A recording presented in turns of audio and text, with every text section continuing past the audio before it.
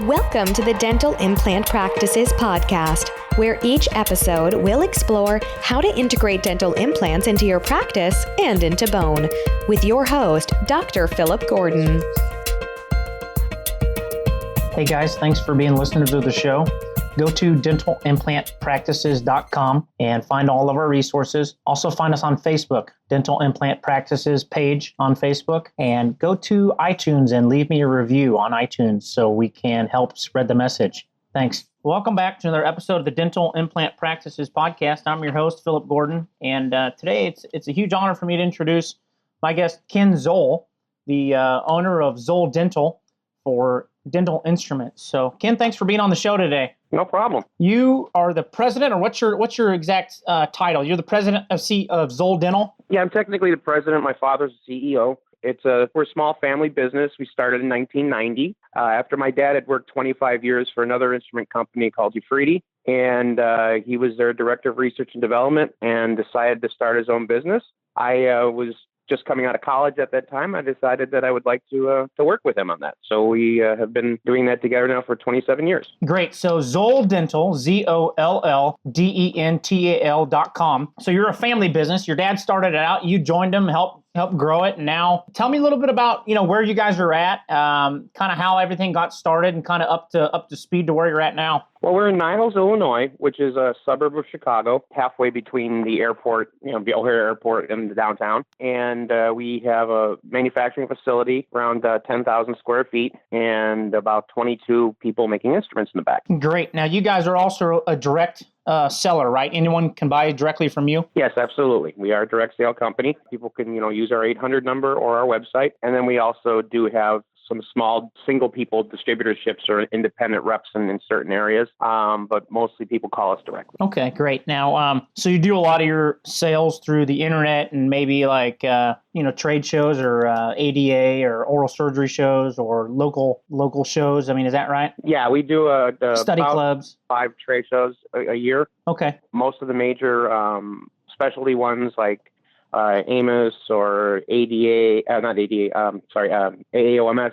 I do the pediatric dental meeting as well. Also the perio meeting, AP, and then various state shows in certain states that are close to us, like the Iowa State Show, Utah State Show, South Dakota, those types of small ones as well. Great. Now, I got your name from another dentist who said you guys are, that you're a great guy and your instruments are really good. And I really haven't used any of your stuff and don't know anything about you. So I looked you up and thought, I'm always interested in these family-owned hometown businesses and always looking into dental instruments. So for somebody who doesn't know much about your company, either myself or my listeners, kind of break down, what is it you guys make? What is it you sell? And I mean, is there something you specialize in? Do you make it all? Is there a specific field you try to go after or what's kind of explain what you guys do? Okay. Yeah. We have a full line, everything from your basics, explorers and probes all the way up to sinus lift instrumentation, sinus lift curettes, osteotomes. And we do a full line of hinged instruments as well, scissors, forceps, and that type of stuff. Now, what we specifically manufacture in-house is basically anything that doesn't open and close, that doesn't have a hinge, like a scissor, forceps, that type of stuff. We import those either from Italy or Germany because I really want to be able to offer a full line. Those just are not in our manufacturing capabilities at this time. So those are a little more complex. You outsource those, but any hand dental instrument that doesn't have a hinge, you guys basically make in-house. Is that right? Absolutely, yes. And one of our real lines that we are very specialized in is our lines elevators and luxating type elevators. That's kind of one of our flagship items. We have one of the largest selections of those available.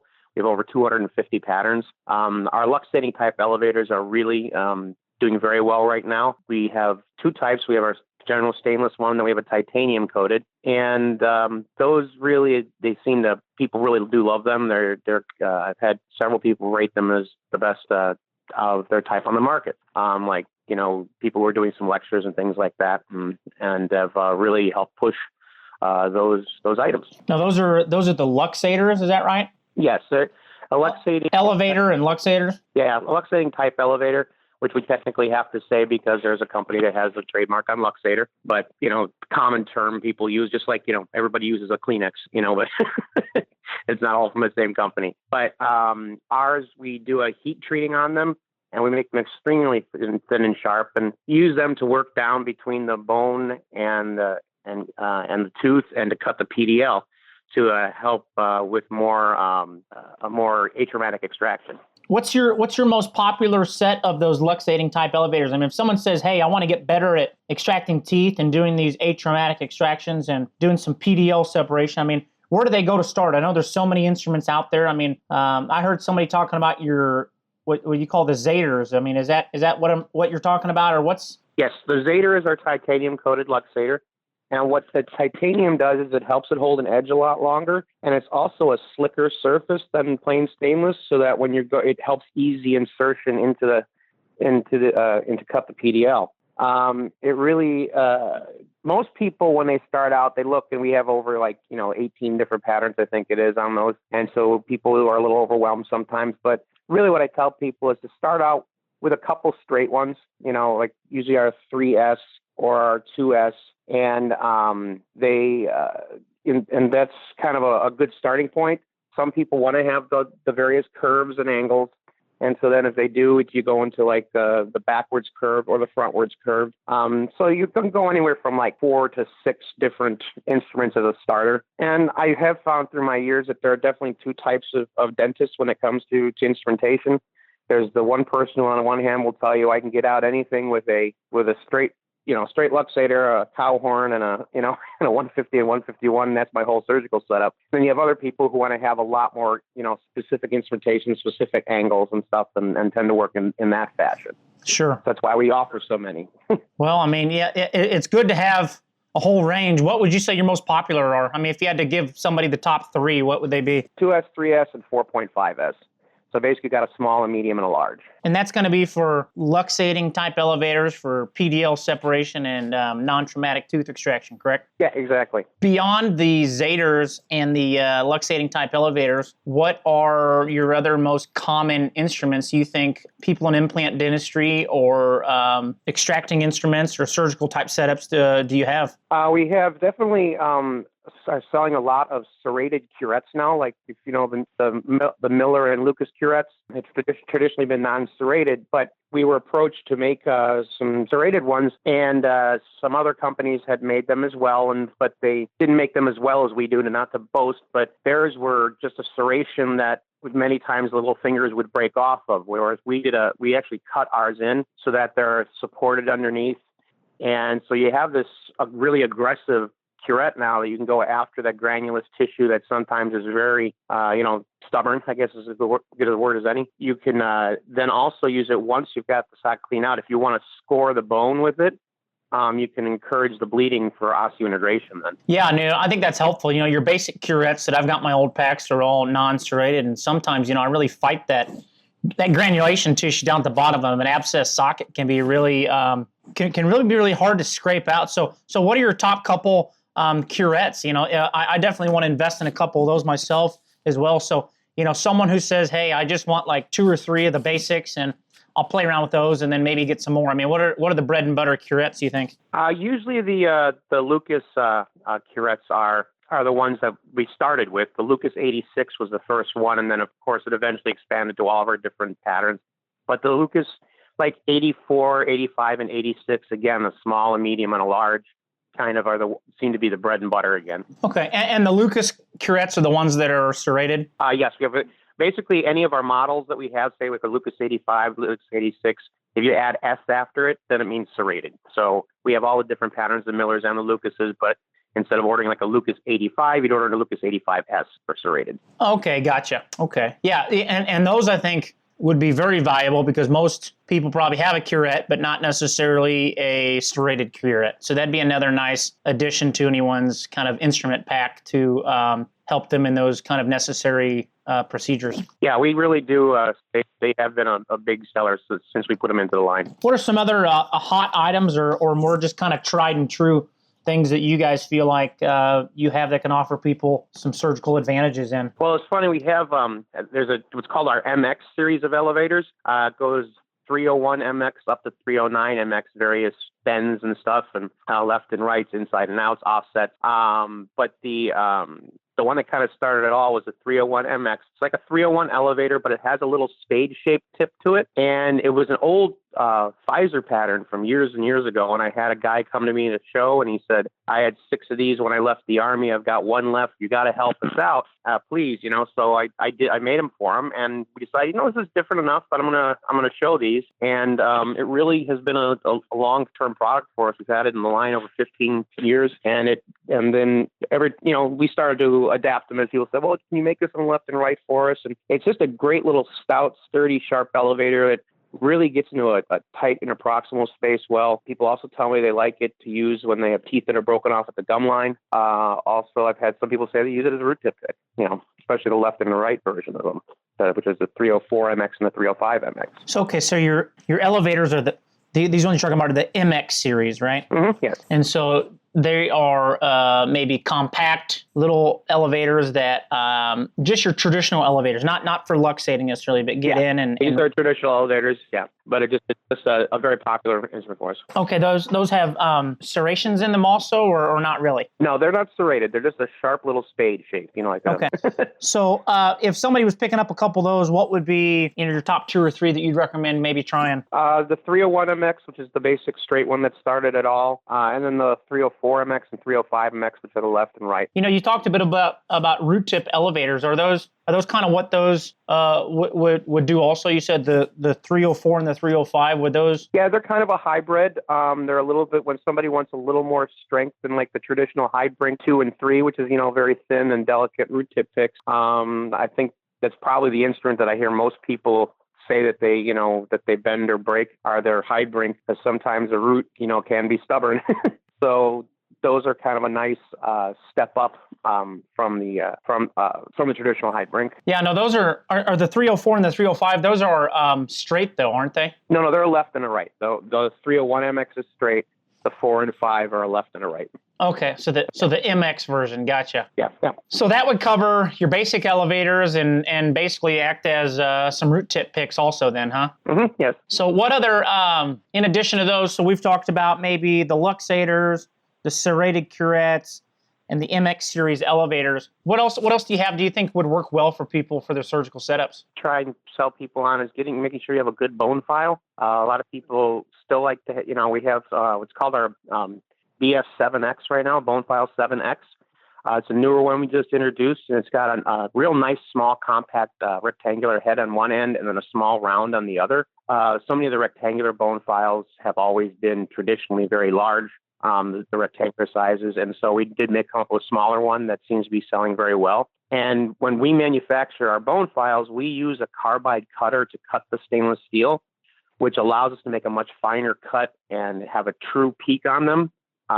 Whereas some companies make a less expensive bone file, they'll use a stainless steel cutter on stainless steel, so you don't get that real true sharp point.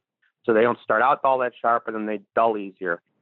With ours, they stay very sharp, and then we heat treat them as well, which heat treating is they basically put the instruments in a really big oven and heat them up, to a real high temperature. It makes the metal actually glow, and then as they cool it down, the steel hardens so it holds an edge longer, which is something we do to all of our instruments. Gotcha. Now, you said that's an ES7X? A BF, like a bone file. Oh, BF. Okay, sorry, BF, yep. Bone File 7X. Okay, gotcha. And that's kind of a little smaller and rectangular, so it's not as bulky as some of the other ones you've had in the past, and kind of an all-purpose bone file, huh? Yeah, and it's being a cross-cut, because you have 2 types. You have cross-cut, you have single-cut.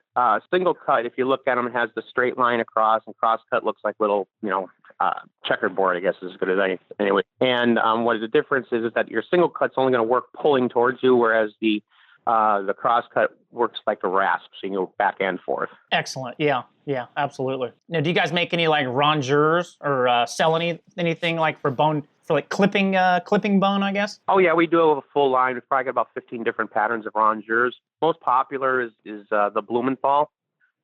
We have the Blumenthals come in 3 angles. You have a Blumenthal 33 degree, 45 degree, and a 90 degree jaw, which is just from the way the tips are angled. But then we also offer both the original Blumenthal pattern, which many companies don't have, which is a narrower beak, and then we also have what is now in many companies a standard, which is a little bit larger beak. So we do offer both styles on those. They both feel pretty well because some people are just used to the size they have, and other people they like the narrower one. So we do offer them both. So your basic Blumenthal is just kind of the narrow, right? Yeah, got the narrow, which is the original pattern from years ago. Yeah, which has the straight angle narrow, and then you've got a 45 and a 90, basically, right? Yeah.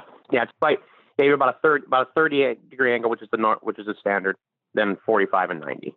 Any micro rongeurs or anything like that would be of a benefit, or? Yeah, we have one that I sell quite a bit of. It's a micro Friedman, which has a nice, small, delicate jaw, but still has the same length and reach as a Blumenthal, which is about 14 centimeters long. Sometimes there's some real tiny areas you're going in just to snip a very small amount, and sometimes getting that big bulk in there can really kind of be a tough thing. Exactly. Okay, so we've talked about some bone shaping instruments. Anything else you guys have that's a real jewel for people? Okay. Well, we sell a lot. We sell a lot of everything, but sure. I know I'm pressing you here from one to the next. No, that's no problem. We do sell a lot of. We sell our forceps. We have what's called our N series of forceps. And those are, you may have seen like the apical retention style. It's our versions of those. So you have basically 6 different patterns, one for lower anterior, upper anterior, lower molars, upper molars, and the 2 universals. And on those forceps, they have a narrower head. The head is shaved down a bit instead of like that rounded kind of style, like a 150, 151 has. It has more of a angular surface on the outside. And then inside it has longitudinal as well as horizontal serrations. So it really gives you a nice grip, and you can grip further down. You go between the bone and the tooth, you can grab further down. So once you use your luxators and it's really nice and loose in the socket, you can go down and grab, and hopefully that eliminates, your retained root tip. Yeah, with the serrations on it. We can serrate any of our patterns of elevators, so there are a lot of people who like serrated elevators, but you have a lot of, the American patterns have always been unserrated, but I do sell a lot of serrated 150 and 151s as well. Yeah, I would believe that. And we have the serrations at no extra cost, so it's just a matter of if somebody wants it, then we can give it to them. Oh, great, yeah. So it's not like you're paying extra for it. It's just a matter of preference, as far as what you need and what you don't. Exactly. So we've covered a lot of surgical instruments. I know you said you had some stuff maybe for implants also, and anything implant specific. I know you talked about a apico kit or a sinus elevation kit, or yeah, we have a couple of different kits, and again, anything in our kit can be sold individually. But we have one set of 18 different sinus lift instruments. We have another one called our ASL kit, which has 7 instruments in that. And then we have our classic kit, which are the older school sinus lift instruments that we did, starting way back in the 90s. So I probably sell. As a kit, I sell that ASL for the nice 7 pieces. I'd probably sell that. It's one of my most popular. But I also have a lot of people who will just say, okay, I want to make my own kit. I'll take 3 from this kit and 3 from that kit and 4 from that kit, and put a kit together themselves, which we always allow customization of kits. And the later 2 are stainless steel done with a satin finish, which a lot of people like when they're doing sinus lifts because there's not as much glare off of the instrumentation when they're wearing their loops and light. Yeah, so what do you see being the trend in sinus lift kits? I mean, as far as which types you're selling, or more people doing kind of a lateral, or more people coming from the crest up, or I mean, what are you seeing as far as the hot sellers for sinus lift kits? Because I know there's a lot of different ways to do sinus lifts. It seems like anymore. I just found that many people have it's all over the place. I mean, depends on where they've learned.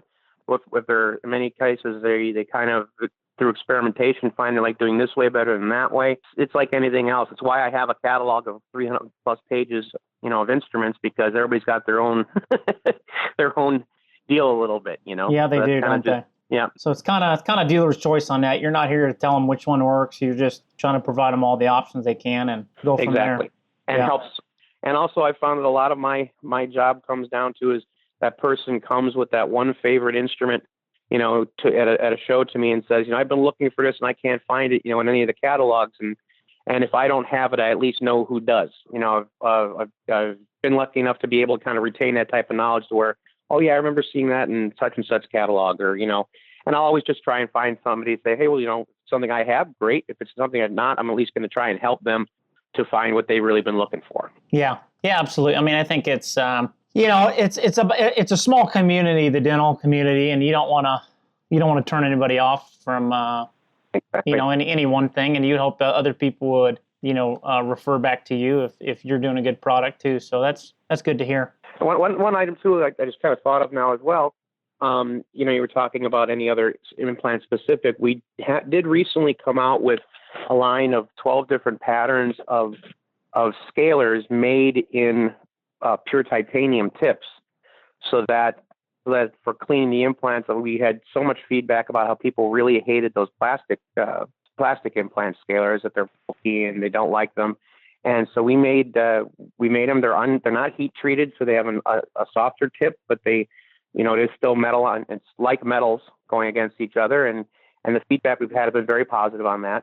And on those, we made the handles a gold color, so that people can always keep them separate. They won't, mistakenly use them as thinking it's a stainless steel scaler. Yeah. Well, that's good. I know those plastic ones don't really work that well, and everyone says don't even use them. So it's good that you've got a solution for that. Now, you guys sell trephine burrs too, as far as taking implants out if need be. You guys have some various sizes in trephine burrs. Are those all the same height, and they're just different diameters, or tell me about those? It's mostly the same height as just the diameters. We have everything from a 2 millimeter diameter, I believe, 2 millimeter up to 10 millimeters by half millimeter increments. Yeah, so 2, 2.5, 3, 3.5, 4, 4.5, all the way up to 10, huh? Yeah, exactly. Yeah, if you need to cut something out bigger than 10 millimeters around in a circle, you need to kind of rethink what you're doing here if you're taking out an implant. Yeah. So I don't sell a lot of the 10s, I will admit. Yeah, well, that's probably a good thing. I'm glad you don't. Yeah.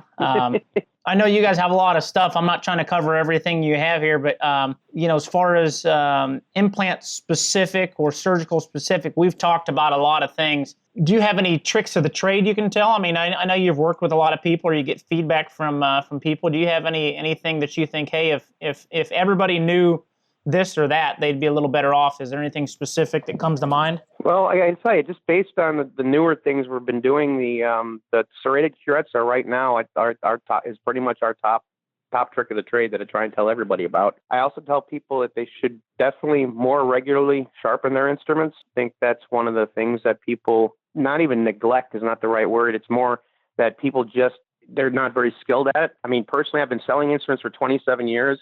And I can do a basic sharpen on some big elevators, but that's all I can do because that's not what I do on a regular basis. So I think a lot of people, we offer, and there are other companies also that offer professional sharpening services. And I think that is something people should take more advantage of, because I've also said, as a dentist, do you make money when either your hygienist or your assistant is sitting there sharpening instruments in the back, or do you make money when they're helping with procedures?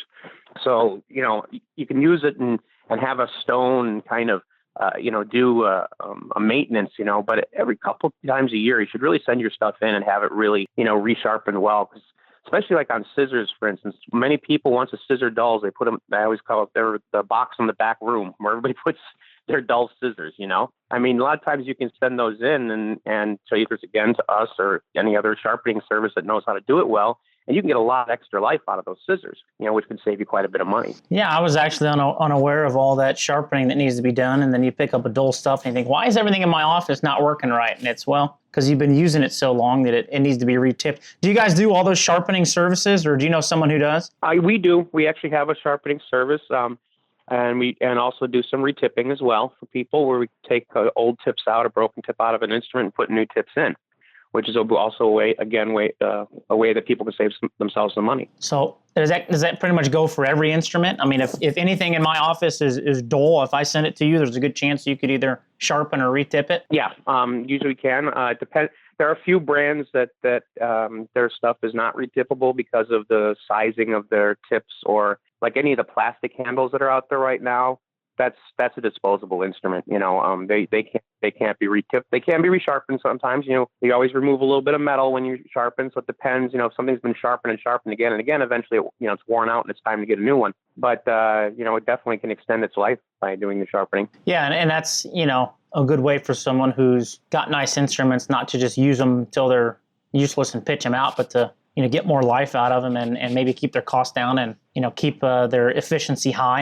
And that always makes for a better surgery and cleaner cuts on the patient and, shorter surgical times maybe, or surgical instrument times. Well, believe me, I've had a number of dentists come to me and say, I used to hate doing extractions, but then I got some of the luxating type elevators and a couple of decent forceps, and now I breathe through them, So it's proper instrumentation and sharp instrumentation always definitely, you said, helps with the efficiency of the procedures as well. Yeah, absolutely. I mean, I think if more people had the right instruments, these extractions wouldn't be, anything to shy away from, and especially if they knew the right, techniques and all that. Do you know anybody out there teaching extraction classes that you run into that you think does a good job with that, or anybody out there giving good tips on these things? Yeah, there's definitely, if you get a chance to see Karl Kerner, he's a dentist based out of Utah. If you see him on the program, he does basically a course which is extractions for the general dentist, and always did a very nice job. When all the feedback I've heard from him has been very positive. He does mention our stuff in the lecture, which I didn't even know he was doing until once I was at a show. He was there, and all these people came to my booth to buy stuff, and they're like, "Oh, that guy's really talking great about your stuff." And I was like, "Who?" They're like, "You don't know?" I'm like, "Literally, I have no idea." So that's when you get that kind of feedback as a company. That's something I always really enjoy. And you said that's Kerner, Kurner. It's a Koerner. Okay, and he's out of where did you say? He's out of Utah. Utah. Okay. Great. Well, that's always good. Go all over, the country. So yeah, that's good to know. I think I think a lot of dentists, maybe didn't have advanced training in extractions, and maybe didn't have as many expansion on techniques and instruments in their training. So they have to kind of pick it up on their own. And so I think anybody out there teaching these courses, I think is a good thing, because even if you're not taking out teeth every day, it's good to be well-rounded and have the ability to do so. Absolutely. So what is your favorite thing to help dentists out? When people come to you and they say, okay, I know you've got instruments, what's your kind of most rewarding part of your job? I mean, what really, obviously selling instruments, you love either the instrument part or the field of dentistry, or it's just been a good job for you. But what really is something you pride in? Well, I tell you, it's funny. I grew up, around the dental field, because again, my father worked from 1965 to 1990 at Ufridi, and then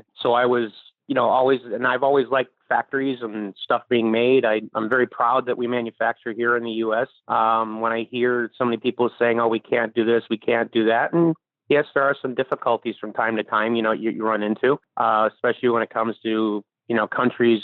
One of our biggest competitions comes from Pakistan, and many people have had not favorable experiences with some of the Pakistan instruments, but they're so inexpensive. Sometimes, that can be a little difficult to compete against. But truth is, I think if you continue to make a good product and are good to people, that you will, you'll reap the rewards. And like I said, we've been around 27 years. It's not always been easy, but it's been rewarding to also get to be in a family business. My mom was always the books, my dad was the manufacturing, and I was the sales, because that's what I had to do. And I always make the joke that I said that one thing I hated the worst in high school was public speaking, and the thing I wanted to do least after college was sales, and now I do both. But the fact that I'm doing it for my family and for myself, and that I have made some very great friends over the years, people I've known 20 plus years, doctors and other exhibitors and other instrument people, it's been a really fun ride. I've got to go places I never thought I would get to go, and things like that. And we just got back from the biggest dental show in the world, is in Germany every 2 years in Cologne. And we just exhibited there for the third time as we're starting to go more international sales. And it's been a great adventure. That's great. Yeah, I know it's the dental field's a good community, but it's definitely a lot more competition these days with all services. So it's good to be with good people. Stick with companies and people that and trust, because I think there's too many companies or industries or things out there that don't stand behind what they do. So I love to work with people who have good products, love what they do, are in it for the right reason, and stand behind their work. And I know I've definitely heard a lot of good things about your company, and I'm going to be making a good order on all those things you recommended here for me. So look forward to getting those in and increasing my all the fun toys in my toolbox. Basically, I just look at them as toys. Basically, that's that's how I look at, my surgical setup. It's kind of like what toys do I get to play with today? Yeah. So I know. I always tell people, it's funny. I said, when so many people come up and they see when I have my full setup up, which is generally about, four tables full of instrumentation, they look at it and I'm like, it's like the Home Depot for dentists. Absolutely. I love Home Depot, and I love extraction instruments. I mean, I don't know what it is. I mean, all these surgical setups and all that. I mean, it's I could just sit there and pull teeth all day for whatever reason, but I guess that proves we're both in the right field, I guess, is all that adds. Absolutely. I'll tell you what, I will maybe look to do a follow-up at some point after I've gotten some of these instruments and kind of tested them a bit and used them, and we can follow back up with, where to go next. But if somebody wanted to get a hold of you and your company and make an order, what's the best way to do that? Well, they can always, we're still a little old-fashioned. They can always call in and just use our 800 number, which is 800-239-2904. Or they can reach me via email, which is ken@Zoll-Dental.com. Great, Ken. I really appreciate your time today. I know it's busy at the workplace, and I know I carved out about an hour of your day, so I really appreciate that. I look forward to getting your stuff and starting a relationship with you and kind of going from there. So best of luck to you and your company, and look forward to working with you more in the future. Absolutely. Look forward to it myself. Thank you so much. Okay. Thank you.